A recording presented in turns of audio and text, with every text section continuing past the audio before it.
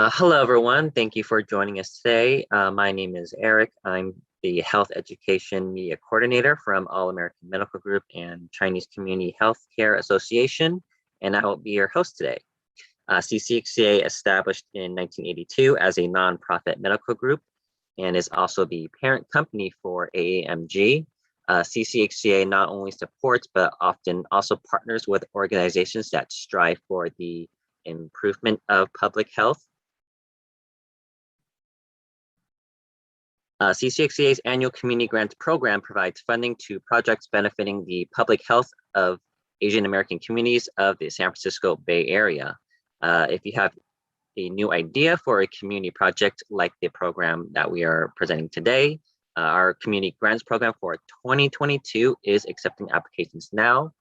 You can visit amgdoctors.com/community-grants-program. And today we have the CCHCA grant program live stream presentation for NICOS entitled the Got Game Going Overtime Gaming and Media Use Education. After the presentation, we have a 15-minute Q&A session. And if you have questions, please leave them in the chat box, either on Zoom or if you're watching on YouTube, leave in the chat box there. So today we are joined by Tiffany Wang from NICOS. So thank you for joining us today. Can you introduce yourself and your project? Yes. Hi, everyone. My name is Tiffany Wang, and I am a health educator at NICOS Chinese Health Coalition. Our project that we're going to be talking about today is called Got Game, Going Overtime Gaming and Media Use Education. And we present this to parents, youth, in order to avoid addiction to gaming. And so if, would it be time to show my video? Yes. Okay, perfect. Oh, let me.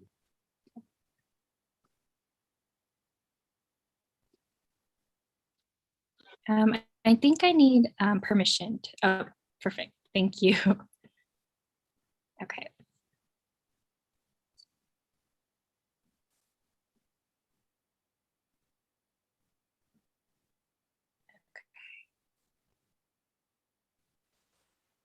Hi, everyone. My name is Tiffany Wang, and I am a health educator at NICOS Chinese Health Coalition for our project Got Game, which stands for Going Overtime Gaming and Media Use Education.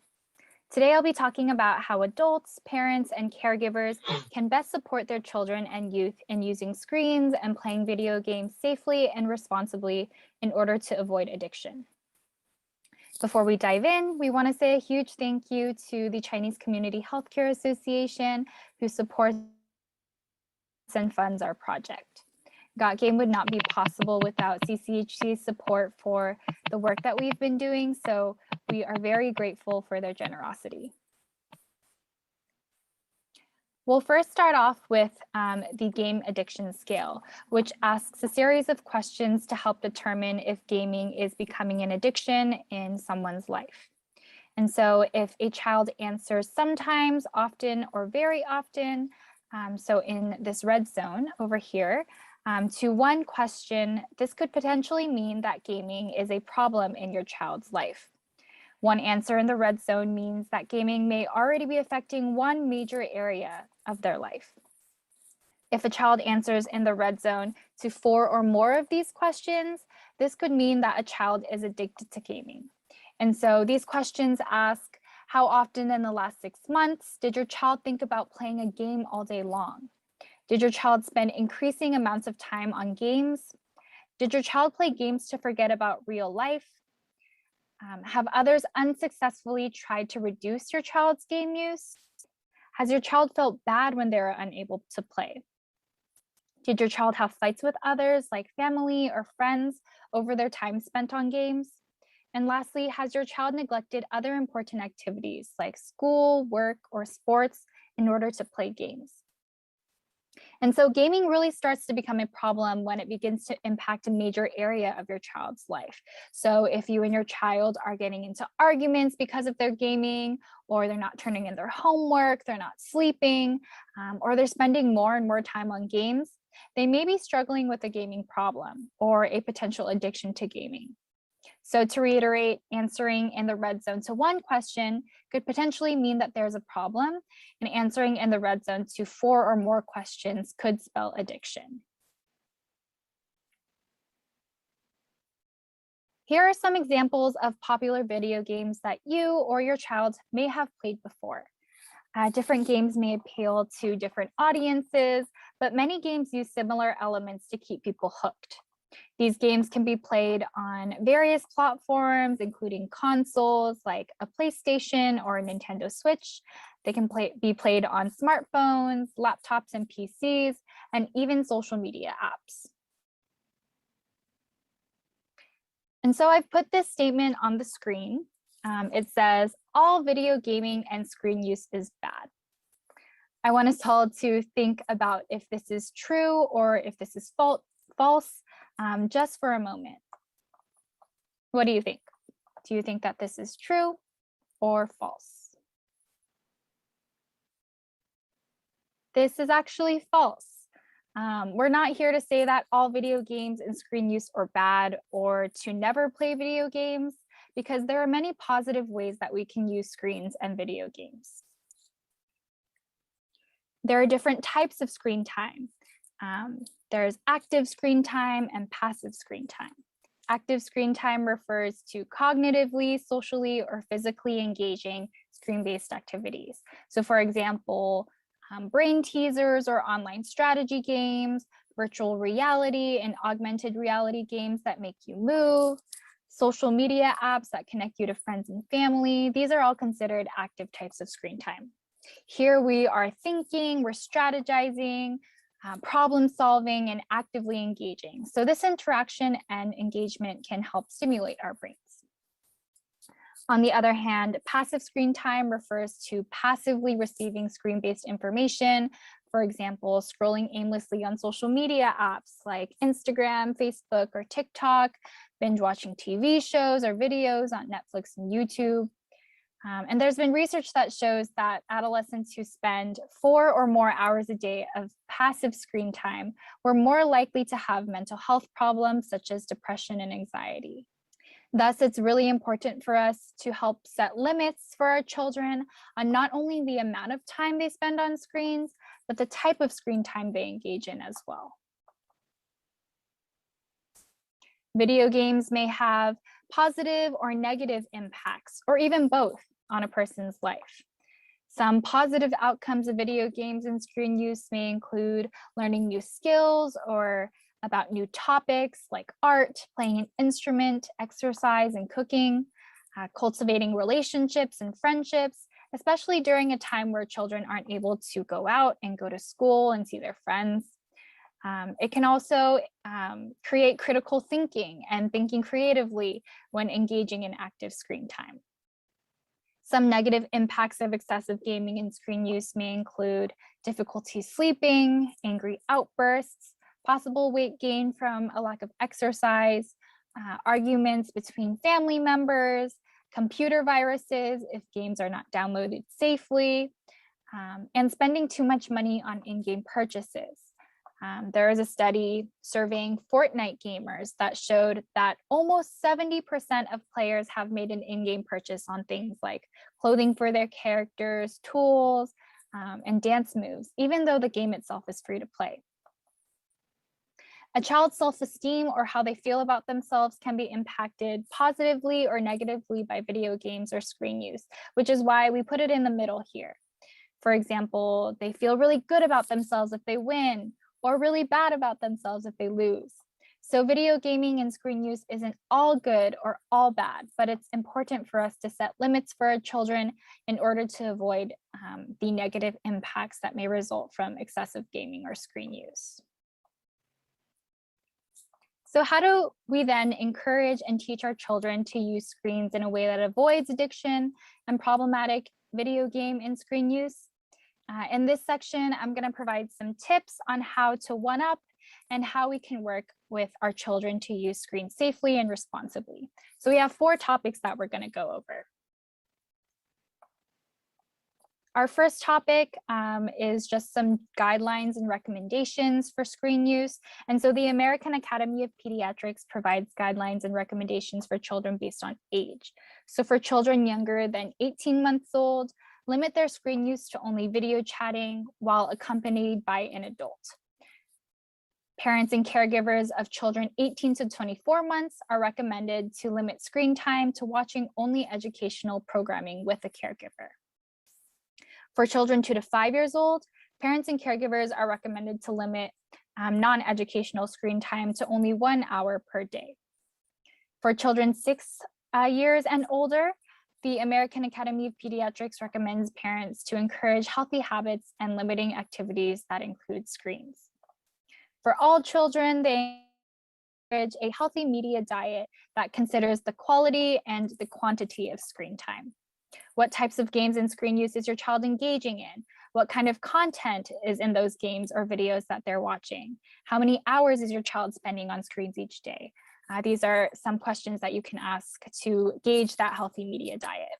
All families are different, so you get to decide the specific number of hours your child spends on screens and what types of content they consume.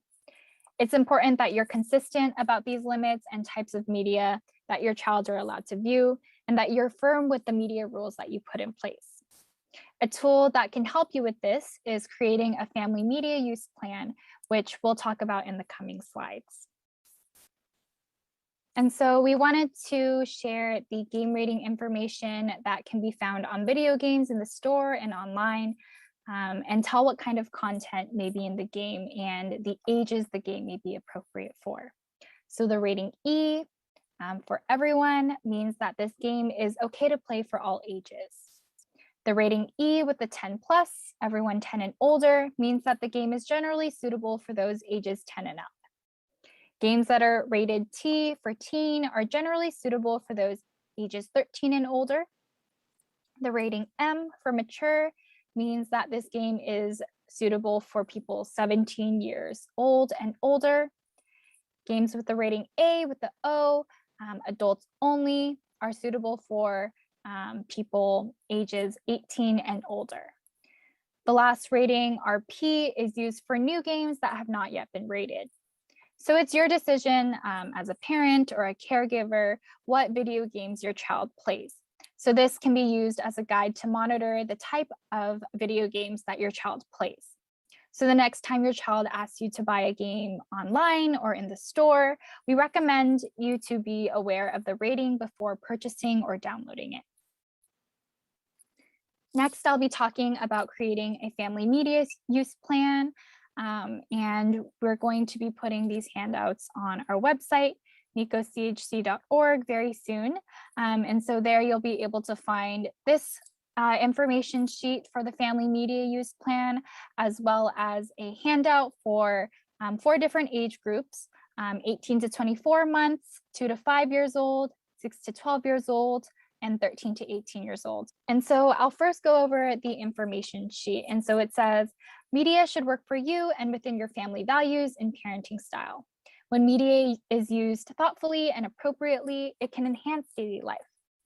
But when used inappropriately or without thought, media can displace many important activities such as face-to-face interaction, family time, outdoor play, exercise, unplugged downtime, and sleep. These worksheets will help you create a personalized family media use plan and media rules that align with your family's values. So in order to do this, print out a family media use plan for each of your children based on age, and each section work together to mark the items that align with your family's media goals and rules. You can also add any items that are specific to your family. So on this media use plan, there's 9 sections here that you can discuss with your children.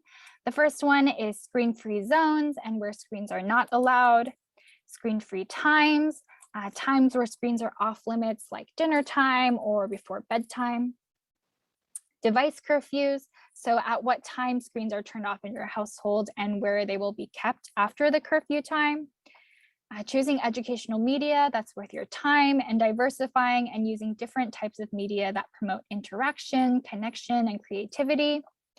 Balancing online and offline time and using screens in moderation to make sure that your child is still engaging in face-to-face time with other people when possible, because this face-to-face time is even more important in promoting their learning and healthy development.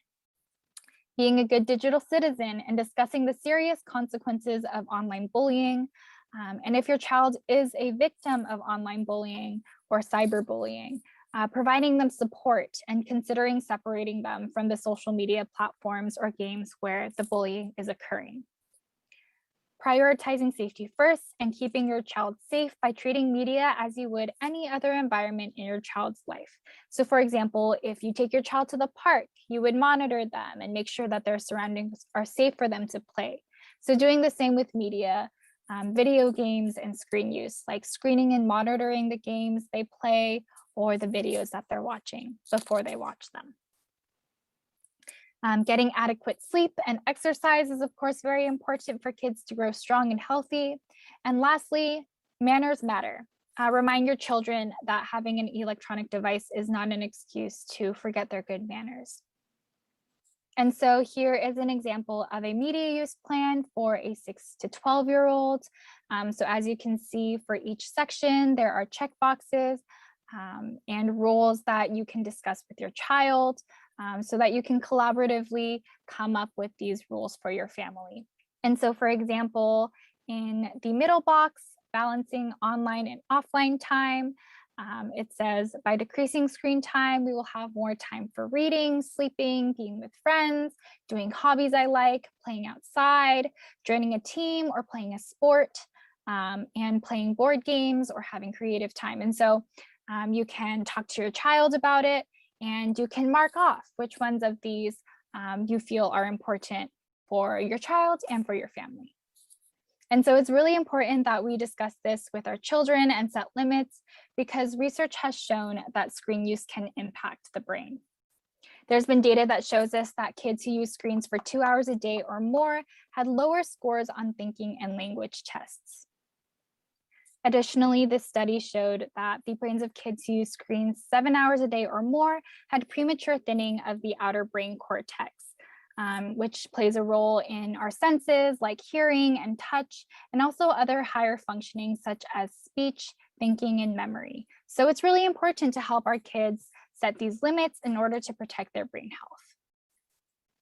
Our last section on how we can teach our children how to use screens safely and responsibly emphasizes the importance of age and a child's stage of development when addressing excessive video gaming and screen use. Children's brains are constantly changing and growing and are rapidly developing from the time that they're born. These are formative years, and so continuing to interact socially and emotionally with your children is really important for their healthy development and learning. So for preschool age children, make sure you promote this social interaction and sit with your child while they are using screens. Be sure to monitor the content that they're watching or playing, and also interact with them when they're using their screens.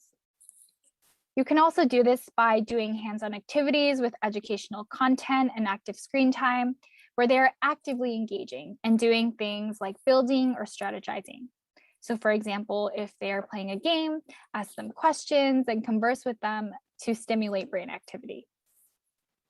Additionally, watch and monitor content before showing your children so that you know exactly what they are consuming. Lastly, your screen use impacts your child's screen use. Children learn by watching adults. So if they see that you're going on your screens a lot, or during a time where your family has agreed not to be on screens, that may show them that it's okay for them to do that as well. I've also put 2 resources up on the screen, Common Sense Media and YouTube Kids. These are both great resources for parents and caregivers to help monitor what type of content your children are watching. And so Common Sense Media is a resource that has been approved by many medical experts and youth serving organizations within our community. You can put in different games and apps, and they'll be able to give you a rating and a description to why that rating is given. Using YouTube Kids can help to monitor the types of videos your child is watching, because it filters out videos that may not be appropriate for children. So using these 2 resources can be really helpful in monitoring the content that you're showing your children. A lot of these tips carry over as your children start to grow up. So for elementary and middle school age children, continuing to build a good foundational connection with your children is really important. Be consistent with your child, have structure and set boundaries for screen use, because it can be difficult for a child to understand and adapt when the rules are changing all the time. You can also encourage your children to do other activities at home and in the community that don't involve screens, like going for a walk or reading a book or any other activities that your child may enjoy. Finally, having conversations with your child about when it is appropriate for them to have their first cell phone. Some experts recommend that you wait until 8th grade for your child to have a smartphone. But if your child needs a phone, we recommend that you start off with a basic phone like a flip phone or some of these other options on the screen. These phones may only have the ability to call or text and can't go on the internet. And so that may be a good first option for children. For high school age children, we can continue to build on our previous suggestions too. Continue to provide that structure and consistency for them through setting limits and mutual agreements. For a lot of youth, online games act as a mode of connecting to others. And so for high school age youth, we recommend brainstorming and thinking of other ways that your teen can connect to others. It may also be useful to create a collaborative contract or agreement with your child. It's important that they have a say in it too, because that will make them more likely to cooperate. For them, it will be something that you both agreed upon, rather than rules being forced onto them. So in order to do this, you can first define your family's general principles. And so asking why it's important for us to limit screen time in our family. Using those principles, you can then define the family rules, and it may even be useful to use the family media use plan that we had shared before in order to set these rules. Then establish incentives and consequences for when the contract is followed. And lastly, allow wiggle room because life happens. If your child needs to use their phone to call someone for a school project, that may be an instance where wiggle room is needed. All right. So if your child or a loved one is struggling with problem or excessive gaming, how can they get help? First, you're the adult in their life. So it's important to connect with your child through listening non-judgmentally. Be empathetic and understanding, and let your child know that you care for them. There are also many mental health hotlines and text lines where they can seek support. For example, Teen Line, Crisis Text Line, or the National Alliance on Mental Illness Warm Line. And so if they feel like they need to talk to someone who is not an adult, or talk to someone who is a peer or someone who may understand what they're going through, these may be a good option. If you think that your child may possibly meet the criteria for an addiction to gaming, or gaming is beginning to impact important areas of their life, like sleeping, eating, school, your relationships together, they may require more support from a mental health professional. Here are some local resources in our community. Chinatown Child Development Center provides therapy and counseling for children who may need additional support and has clinicians who provide services in English and Chinese. If your child attends school within San Francisco Unified School District, their school may provide counseling through school services. If you have a child or loved one who is 18 or older, they can receive services at Chinatown North Beach Mental Health, who also provide mental health therapy and counseling. You can also contact your primary care provider for more information about mental health resources that will fit your child's needs best. And that concludes my presentation. Thank you so much, everyone, for your time and for listening in. If you'd like to contact us or are interested in any consultation or referral, feel free to email us. My email is up on the screen, tiffanyWing@nicoschc.org. We also have WeChat, and you can call by phone as well. Thank you so much. Bye, everyone.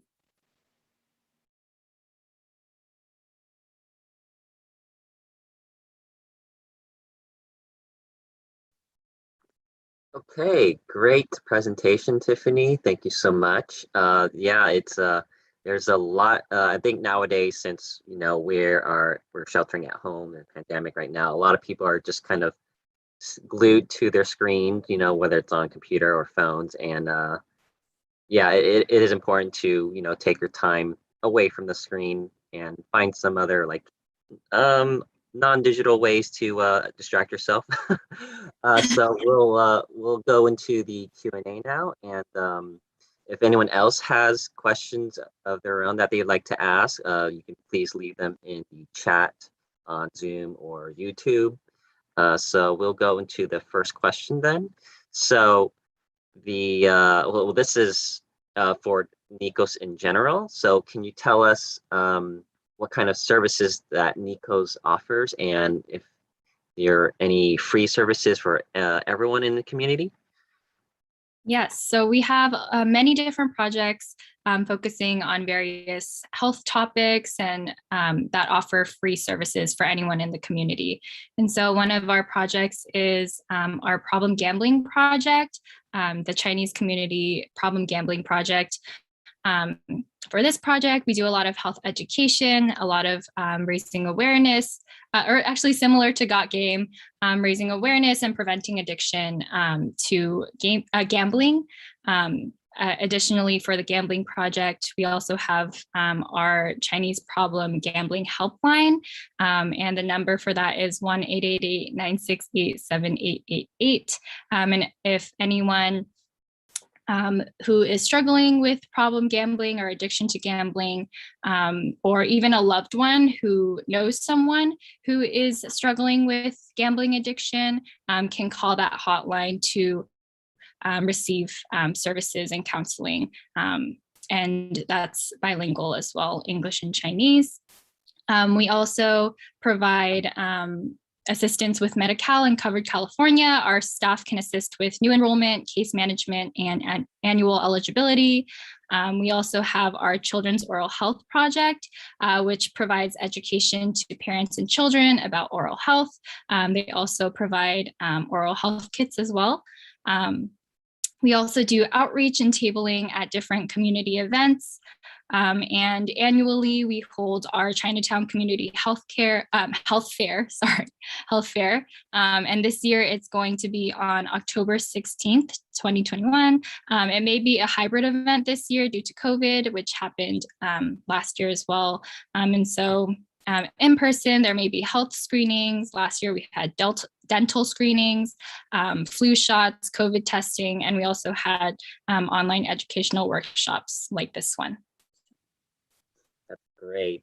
Can you tell us about specifically for your services, if you provide any that's one-on-one or any consultation for groups as well?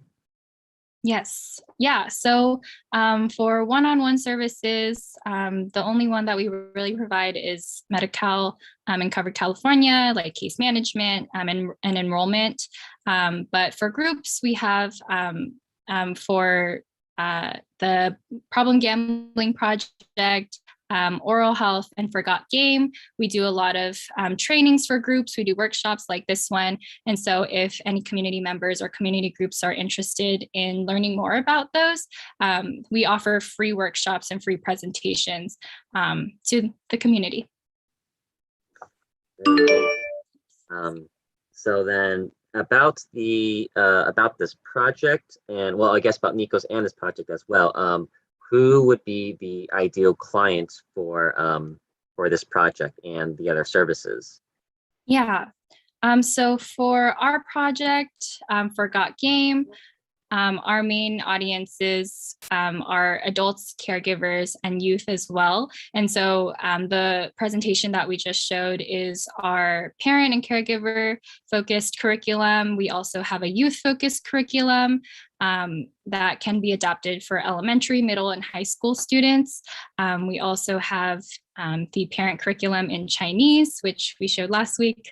And so that's on AAMG's website or YouTube as well. And so, yeah, for our other projects, Similarly, it depends on the project, but a lot of our clientele are either like different community groups. Sometimes we present for colleges, high schools, adults. It really depends on who's asking for the presentation, but they're really open to a wide audience of people. Sounds great. So next question. So what are the challenges you've experienced so far in implementing this project for Got Game? Mhm. Yeah, so the pandemic posed a lot of challenges and difficulties that we didn't have to face before with online learning and things like that.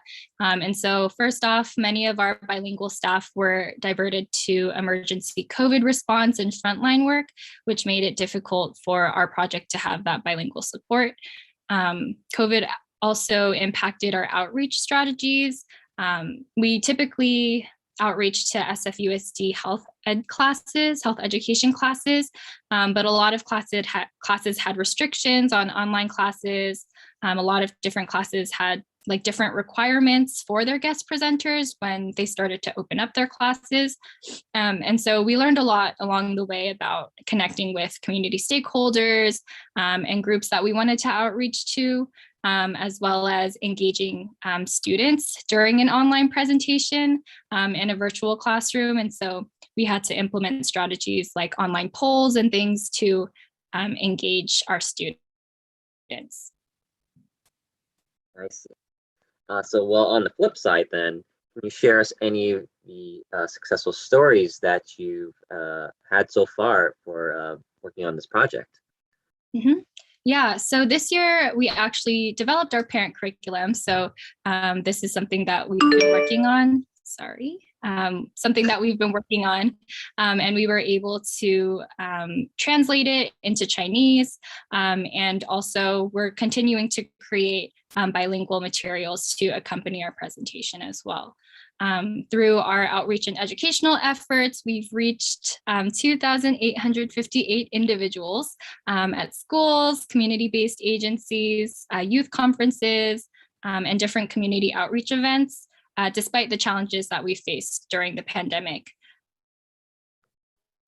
Through educational workshops like these, we've reached 1,170 individuals, and through outreach events like tabling at community events, we've reached 1,688 individuals. And so those numbers are really great considering the pandemic and not being able to go in person to classes.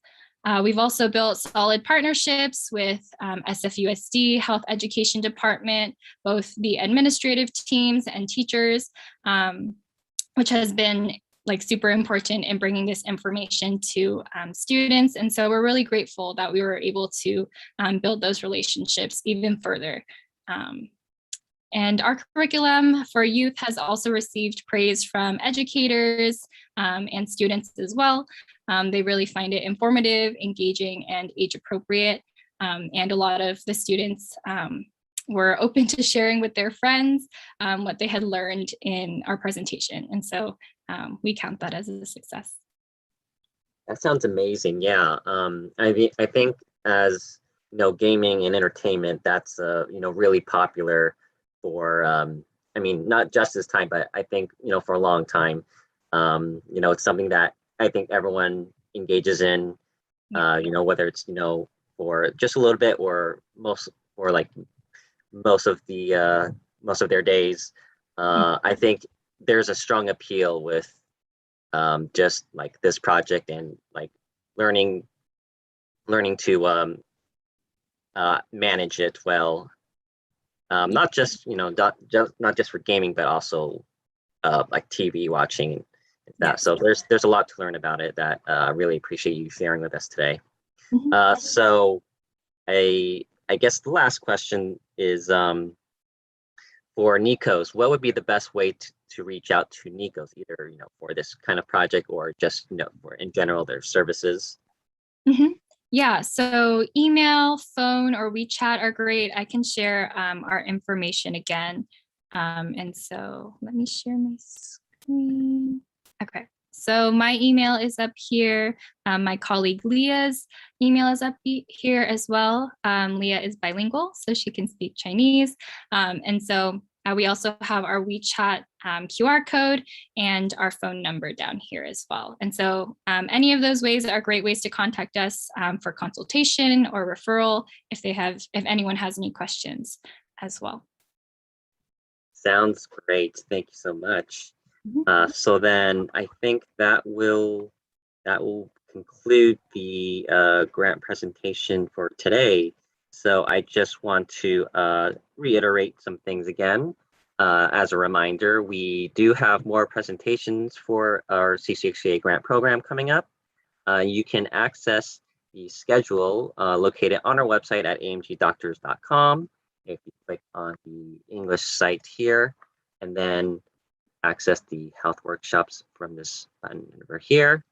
And then if you'd like to learn more about the community grants program, as mentioned earlier in the presentation, you can find it here under the community tab and community grants program, or you can go directly to the page amgdoctors.com/community-grants-program.